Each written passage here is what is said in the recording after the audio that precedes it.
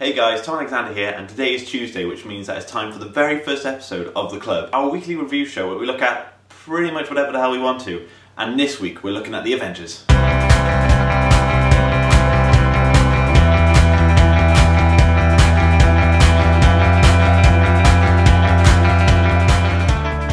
So basically the Avengers has been about 10 years in the making, ever since Iron Man came out, and there was that tiny about 20-second scene right at the end with Samuel L. Jackson hinting at the Avengers initiative. And then ever since then, all the Marvel films that have been released have been building to this point. Now, a lot of the people looking at this film who haven't seen any of the others may be put off because they feel that they have to watch the others but then perhaps don't have the time.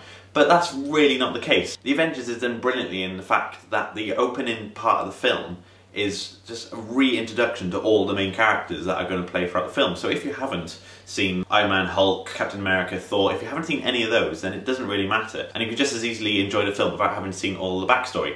However, saying that, nothing like this has ever been done in cinema before. And I'm not over-exaggerating or anything, I literally mean nothing like this has ever happened. We have never had a collection of different films with a continuing theme throughout. And this is because the film execs have never really before believed in the power of continuity. The whole thing surrounding the Avengers is completely different to when you think of films with sequels, because the films with sequels have the same cast, have pretty much the same stories, whereas this is 5 different stories with a single theme running throughout. And as I said earlier, it has never been done in cinema before. So even though it's okay if you haven't seen the first films before going to see the Avengers, I'd still highly recommend watching them because there are just these whole other universes out there, but then they are all so subtly linked together that when you do come to watch the Avengers and you see all of these very minute details come into play, it's actually rewarding. Now, I don't think I've said this enough, but the film in general is brilliant. I mean, Joss Whedon, who's written and directed it, is a master. The film is 2.5 hours long, yet it does not feel like that at all. The second act does feel a tad bit long, especially on the scenes during the S.H.I.E.L.D. helicarrier, but all that can be forgiven just by the sheer awesomeness of the rest of the film. The script is well balanced, every character gets their own moment to shine. There's not a single character that's lording it above everyone else. They all have equal time, which is amazing to say, seeing as 2 of the characters, Hawkeye and Black Widow, are not really in the league as the rest of the Avengers. So even though those 2 aren't as powerful as the rest, they still get equal time and some pretty good storylines. The only downside to them is that in perhaps the grand scale of things, they weren't used to their full ability. Supporting character-wise, we have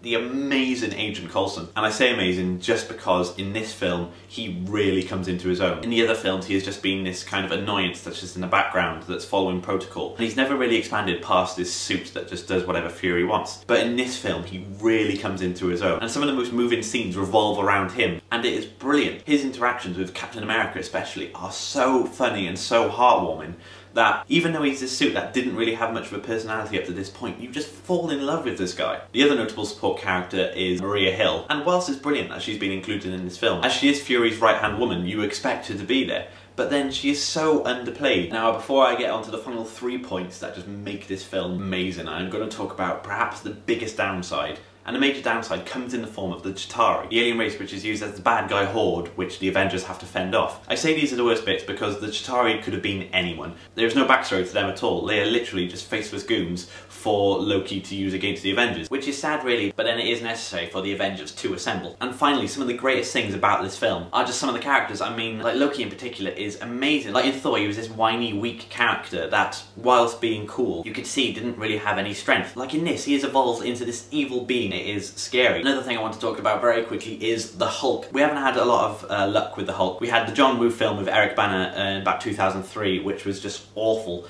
And then we had the Edward Norton film recently, which, whilst being good, has now kind of been pushed out of the canon with the argument with Ed Norton and then the subsequent hiring of Mark Ruffalo. At the time, I really liked Edward Norton in the role, but now seeing Mark Ruffalo do it, this guy is amazing. He's not usually an action film. In this, he just fits Banner so much. And finally, I know I've said this a lot, and I know I'm rambling loads, but you could just tell how much I love this film. Throughout this video, I've tried not to be spoilery, but this bit is definitely going to be a spoiler. So if you plan on seeing the film and you haven't yet, or you don't know what scene comes mid-credits, which is what I'm going to be talking about, just turn the volume down. Perhaps I'll wave my arm stupidly or something so that you know to turn the sound up when I finish doing the spoilers, okay? So spoiler starts now, mute.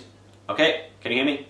No. Throughout all of the films, right at the very end, there's always a scene that sets up the next movie, which is brilliant if you're a comic nerd like me. Knows what the reference is. The Samuel L. Jackson reference is obvious. Thor's hammer is obvious, but then when it comes to things like the Cosmic Cube or something like that, a lot of people may not know what it's about. I do know what's going on. So when the big reveal at the end of the film comes, so all my friends look at me to try and find the understanding, and there's just me nerding all over the floor just because what I've seen is incredible. And this happens in the Avengers as well with the reveal of Thanos. And with this reveal it heals all the bad things about the film. There are not many of them, but there are a few. With this reveal we know that in Avengers 2 the entire plot is going to be about the Infinity Gems and the Infinity Gauntlets, and will hopefully just focus on the one bad guy, this one undefeatable bad guy, which the Avengers have to come together in order to defeat. None of this faceless hordes or anything, just one guy with unlimited power, which the Avengers should be, and which is why I was nerding everywhere, which is brilliant. I know that's probably the word of the video, me going brilliant. Okay, no spoilers now, so turn volume on, volume back on, brilliant. So I highly recommend going to see this film. So that's my rant. I'm all hot and